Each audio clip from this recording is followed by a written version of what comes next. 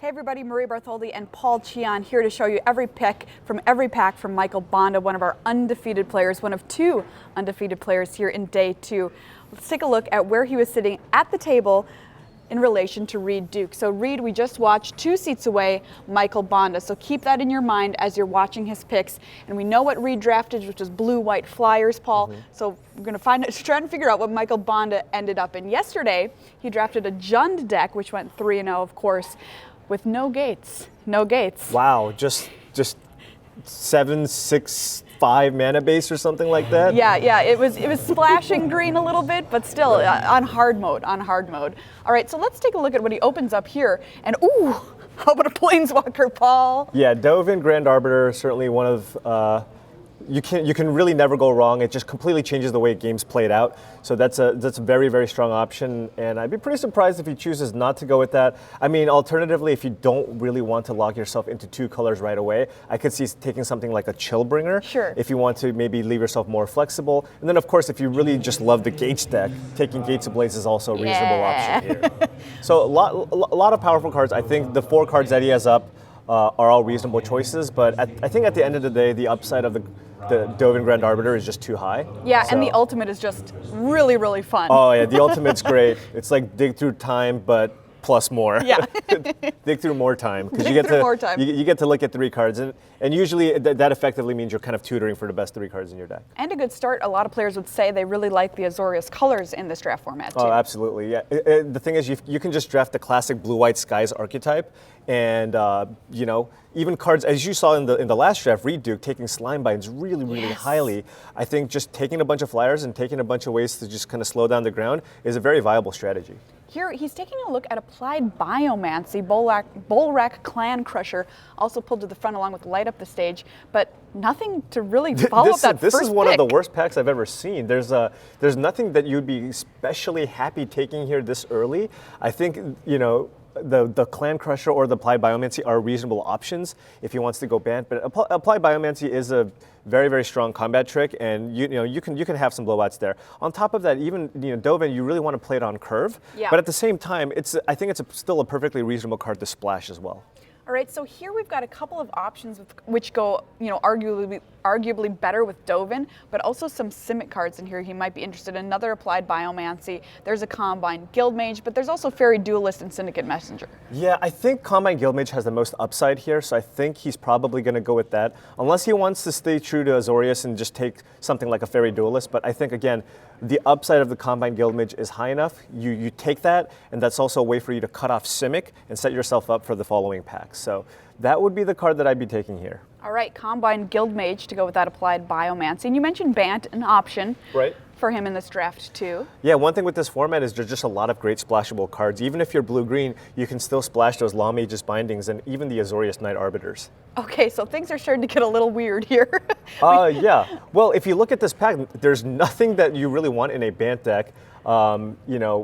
There's no blue-green cards, so then you could, I guess, look at some of the other gold cards, because one really important thing in this format is recognizing which guild is open, and then you really get the reward. So, for example, in this pack, the Oligarch and the Get the Point are by far the strongest cards in the pack, so I could see him just speculate, pivot, and just take one of those cards. Now, personally, I do prefer the Get the Point a little bit more than the Oligarch, but if you prefer, for example, drafting Orzhov, I can see taking that card. All right. Okay, so yeah, that was the beginning, but then, wow, look at those gold cards again. So many good gold cards. Right, How exactly. Do you choose? And there's a Gate Colossus here as well. Colossus. Gate Colossus is great, but one thing that I've noticed in just during the course of the Mythic Championships is it's a lot harder to get a lot of gates. Everybody's in the know, everybody knows how to draft, and when that's the case, sometimes you're just not going to get enough gates. All right, so he's going to take Ill-Gotten Inheritance here. Wow, that is very, very surprising. There must be some, I think that card is strong in certain decks, but it seems pretty difficult for me to pass up Get the Point, and that's another one. That's number 3. Right, exactly. So this shows me that Rakdos is pretty open, but and the thing is, he can still look to go in that direction, right? He can still end up, for example, splashing red for Get the Point, and when you see this removal spell, I mean, maybe they're not a big fan of 5-mana removal spells because it's a little bit on the slower side, but it still tells me that Rakdos is open and you should consider taking it just to try to cut it off so that, maybe in packs 2 you'll get some of those cards. He took Undercity Embrace here, which is a sacrifice spell. So right, and I'm not a big fan of that card in general. Just sacrifice effects always end up underperforming a lot of the time, especially in this format where there's a lot of afterlife going on. Right. So, if your opponent just has a Spirit token, you basically negated your 3-mana card. I think he's kind of making the decision to prioritize some Orzhov colored cards here, but just kidding. Okay, well, so he's shifting between Orzhov and Simic. To be fair, Aeromunculus is the best Simic common. And when you see it that late, that he already has some powerful Simic cards. That's true. He goes, okay, well maybe this is open. Maybe I'll just move back into Simic. So I think it's pretty clear to me that Michael kind of prefers those two guilds, Orzhov and Simic, and he's just kind of trying to figure out which one to be. Here, I think the Burning Tree Vandal is the best card in the pack, but I don't know if he wants to commit to take a fifth color card there. So looks like a consign, but. Yeah, it looks like he's just kind of waffling back and forth here and really has to kind of make a decision fairly soon. So Rakdos Guildgate pulled to the front. There's also a Sage's Row Savant, which if he was going to consider Simic, I don't hate that card. Right, it is one of those filler cards, and oftentimes in this set, you will end up with mostly enough playables. Yeah. So that's the type of card that, maybe in other formats it'd be much stronger, but here it's more of a filler card. Might as well take the gate. Scuttlegator pulled to the front, so still considering Simic for sure. Yeah, Scuttlegator, if you don't have anything great at the top of the curve, it's something that you can certainly have as an option. Kind of break stalemates wide open. Ooh. And there you go. That's definitely a sign. Seeing that applied Biomancy table, I think he's going to take it, and this is where he goes, okay, I'm going to make my choice. I'm going to go into Simic here. That applied Biomancy was super late, along with that Aeromunculus. Quench left in this pack here. How many of those would you play, Paul? Well, generally I try to avoid playing Quench, but also at the same time I'm always crossing my fingers and hoping my opponents don't have Quench. So right. I'm not exactly sure how good the card is. Oftentimes I'm not a huge fan of counter magic. Also with Quench, it's kind of easy to play around once you see it the first time. But if you don't have a 2-mana.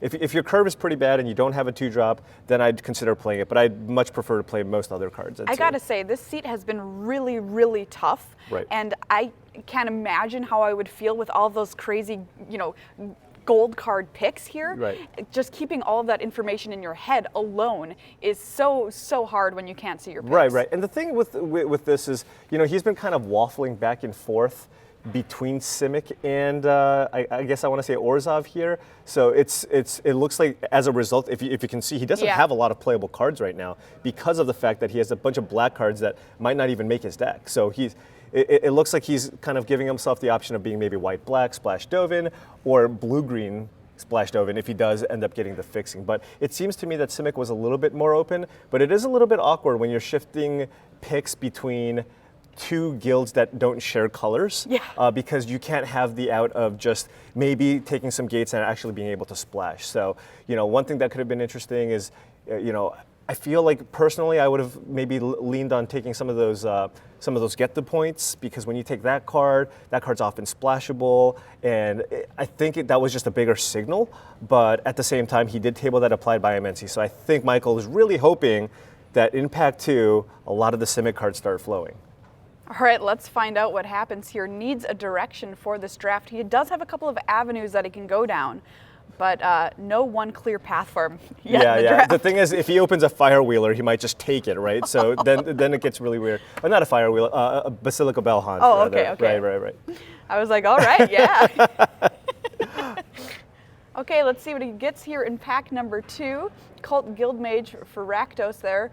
Rixmati Reveler is the rare, Hacrobat. So a lot of Rakdos cards in this pack. Summary Judgment might be something he's considering. Wow, and 0 Simic cards. Yeah, none. So again, because there's no Simic cards, he's probably going to look to take maybe one of the Orzhov cards. Well, actually, what he can do, he can take the Lawmage's Binding, because he does have that Dovin that he might want to play, and it is one of the most powerful cards in the pack. At this point, I don't think he's looking to take Rakdos cards, although he does have the Rakdos Guildgate. So if he does end up being Orzhov, he can splash one of these cards, but those cards really aren't great on the splash. They're kind of, these Rakdos cards are kind of cards that you want to play on curve. And wow, he starts off with the Guildgate instead. So really valuing being able to actually cast a Dovin instead of taking something like Law Mage's Binding. I think that would have been tough for me. I think I probably would have just taken the Binding and just hoped for the best. I mean, he 3-0'd his first draft without gates. No gates. So why are you taking gates here? So yeah, that was pretty interesting there. And then now looking at another tough pick. Right, and now looking at this pack, there is another Guildgate in that pack. So if you are looking to set yourself into being, a blue-white-green deck, having that second Guildgate does make you feel much better about just kind of smoothing out the rest of this draft, because then you don't have to be all stressed out about making sure you have the proper mana fixing. At the same time, Grasping Thrall is probably the best Orzhov common, and it did look like he wanted to also be Orzhov. So now again, he's still waffling, but Grasping Thrall is really, really strong. So he's sacrificing the Guildgate for the upside of being able to play that Grasping Thrall. So we'll see what happens here. Now there's a Ministrant of Obligation, which looks to be the most powerful card in this pack. So given that he's taken the Grasping Thrall, I would guess that he's going to go for the Ministrant here, because you don't really see a whole lot of Simic cards. And we saw Reed Duke take Slimebinds very highly earlier, but Slimebind is a type of card that's much better in the blue-white deck with a ton of flyers. Whereas if you're the Simic deck, you have a lot of ground pounders, and so it's not going to be as effective. Ministrant of Obligation is the pick here for Michael All right, Bonde. so I think we have a direction here. I think it's going to be pretty hard to come away from that. And now there is a Sphinx of New Prov, but I can't imagine he's going to take that. Doesn't have enough blue mana for that, so I think he's just going to take Spirit of the Spires. And now solidifying himself into Orzhov. And I think the important thing now is for Michael just to piece together enough playable cards. This is a pretty light time to make a decision. Right. But if this pans out, it's pretty clear that white and blue are open from this side of the draft at least. So hopefully he can pick up enough cards, because again, he took a ton of those Simic cards as some of the early picks. And look, there's another Sphinx of New Prov. We all know that went over to Reed Duke, who's playing Sphinx of New Prov Tribal. He's got 3 of them in his deck. Nice. So at this point, I think I would just look to take this Azorius Guildgate. That gives you 2 blue sources to splash the Dovin Bond. And if you do pick up any future Azorius cards on the splash, you can certainly take those. Cards like the Law Mage's Binding. And I know he's looking at the Simic Ascendancy. Don't do it. You can't do it, man. You can't just be like, hey, I lost game 1, I'm going to switch to my other deck. That doesn't work. Maybe in Sealed deck, but you don't want to do this in Limited. And look, now that he took that second Azorius Guildgate, he can easily take this Azorius Night Arbiter and splash it if he wants to. That card is so strong. Yeah, just very, ends very strong. games. Offense and defense, does everything. Ooh, a Clear the Stage left in the pack, though, Yeah. too. So the thing with Clear the Stage, it's a little bit interesting, is because often in my Orzhov decks, I don't have a creature with power 4 or greater. Right. So oftentimes you're just not going to be able to return a creature. And if you can't return a creature with that card, a 5-mana instant -3/-3 spell is a little bit on the weaker side. Okay, that makes sense. Azorius Night Arbiter, the pick here. Shimmer of Possibility pulled to the front. Yeah, and now while I'm not happy playing this card, given that Michael just needs cards to fill his curve, I think he just has to take the Caracal here. And part of the reason why the Caracal is a little bit worse in this format is, like I talked about earlier, there's a lot of afterlife stuff happening. Not only that, there's also just incidental ping and cards like Daggercaster and Footlight Fiend. So just having 1 toughness is kind of a liability in this format, I think. All right, winding down pack number 2 here. 10th District Veteran in his colors. Oh, he might need that Wilderness Reclamation. I wonder if he's playing that. Yeah, that's Christopher Larson was one of the people who would do that. Find cards that he really likes and then just rub them and go, yeah, I like you, but I can't take you. I'm sorry. You're my friend in Standard, but not in Draft. He's just going to take the Veteran here. Once again, just a curve consideration and a creature that he needs for his deck. Yeah, and if you just look, I mean, one thing that I've just noticed, even from today and yesterday, is that players really seemed to be trying to avoid Rakdos as much as possible. We saw Rakdos was extremely open in some drafts yesterday, and even today, I mean, Michael did have the option of taking like 2 or 3 copies of Get the Point, but chose to go into other color combinations instead. I gotta say, Paul, I don't get it. I think Rakdos is good. Yeah, I've enjoyed Rakdos as well, but there has to be a consensus worst guild, right? That's just how it is with 5 guilds. I think the power band is a lot closer, but at the end of the day, there could just be certain teams who go, you know what, Rakdos, we don't want to be Rakdos. We'll let other people fight for those cards, and I'm just going to try to do anything else. Resolute Watchdog, the pickup here for Michael Bonde, one of our undefeated players, one of 2 left in the room here.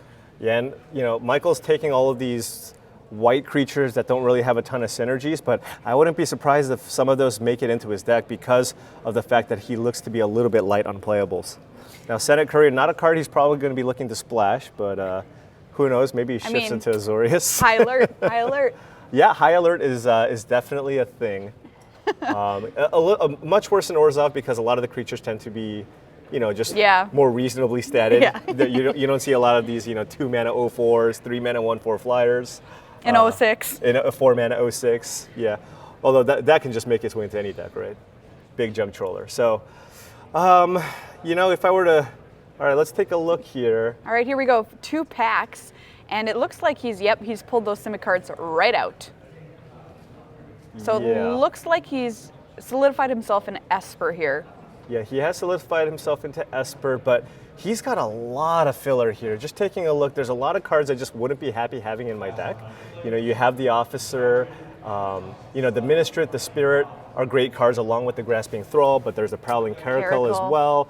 10th District, like a lot of these cards are just going to have to make it into his deck just due to the lack of playables. So this one's going to be rough, but he does have some power. I mean, Dovin can just win games by itself. Yep. And unanswered, that card's a house. Right. And if he plays against a bunch of slow decks, Illigotten Inheritance does a lot of work. And he's got the Thrall too. So yeah, I mean, and the Ministrant too. Can't sleep on the Ministrant. Yep. It is extremely powerful. If you can ever just trade, all you want to do with that card is trade and get those 2 spirits and try to take over the game. So yeah, there's a lot of ways for him to get evasion. So if he does have those spirits along with the Dovin, then maybe he can get that ultimate going and then just kind of maybe win on raw cards. But he's still going to need a lot of help in pack 3. And you can see what he's doing here is kind of pulling cards out to let himself know what he needs looking in pack 3. And here he's pulling his removal to the top, Undercity Embrace and Consigned to the Pit, which is not a lot. Yeah, he doesn't have a ton of interaction, so he's going to want some removal.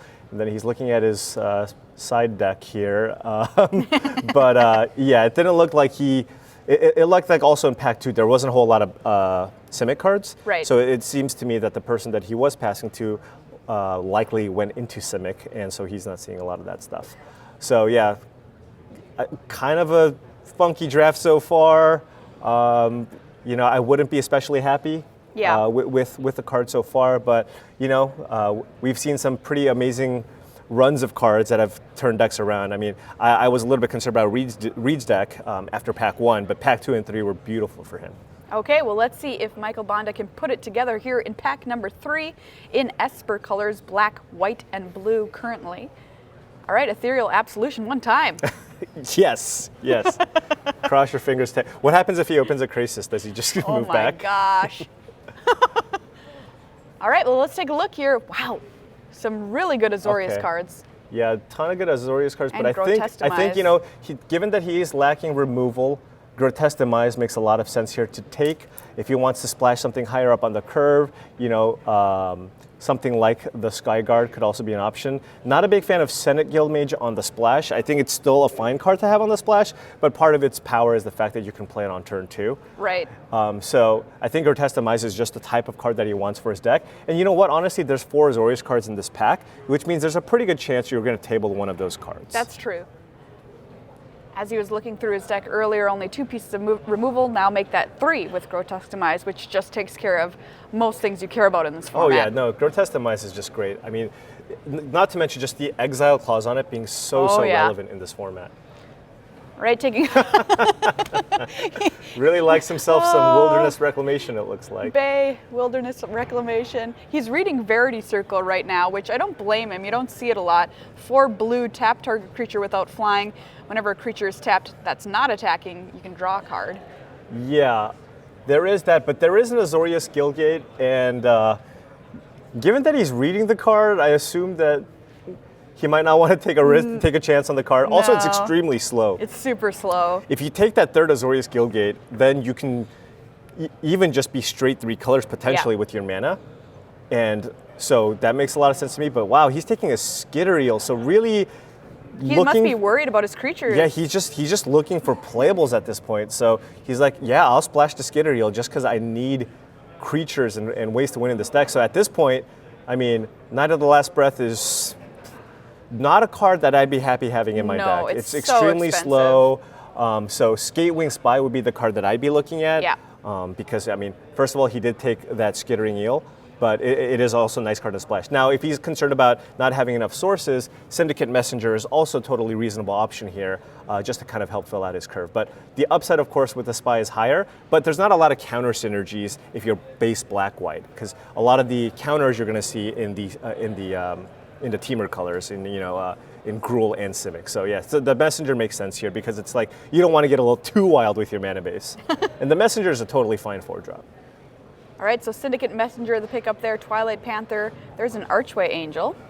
All right, that's some power, and he does have a few gates. He does have a few. Well, that's the Wilderness Reclamation number three, buddy. Right, but yeah, I mean, it looked like he really needed to kind of shore up the early part of his curve, so he might actually need Twilight Panther for his deck. But if not, then I would probably just go ahead and take the Archway Angel just for the high upside. Yeah. Carrion Imp also pulled to the front, but that's just a pretty medium card.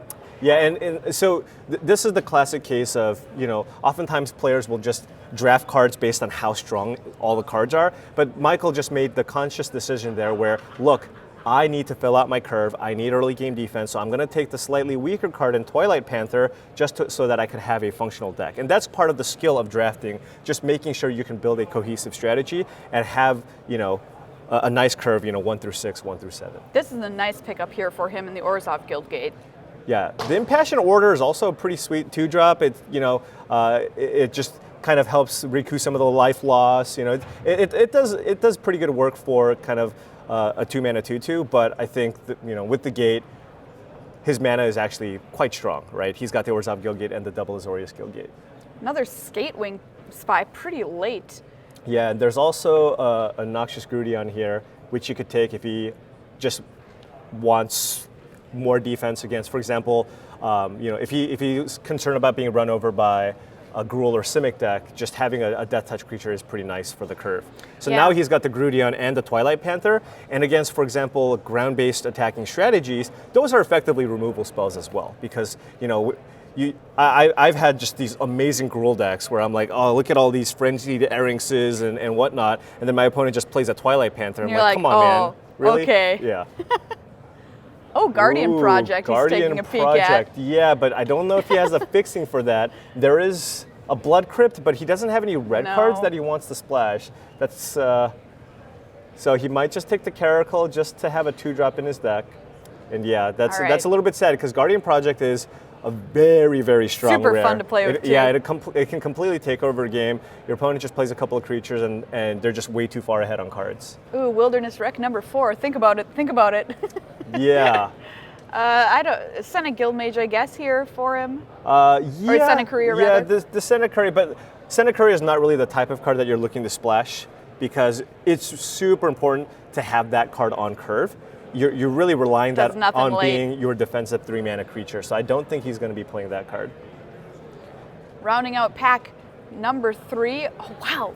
Oh, that's a very late Night Arbiter, and he's got to be very happy with that because he just needs power, and this is just a nice way to have another strong evasive creature in his deck. I think he was maybe considering Exposed to Daylight a little bit. I think there's a lot of really powerful enchantments in this format, and I think it's really important to have, if it's in your colors, access to that from the sideboard.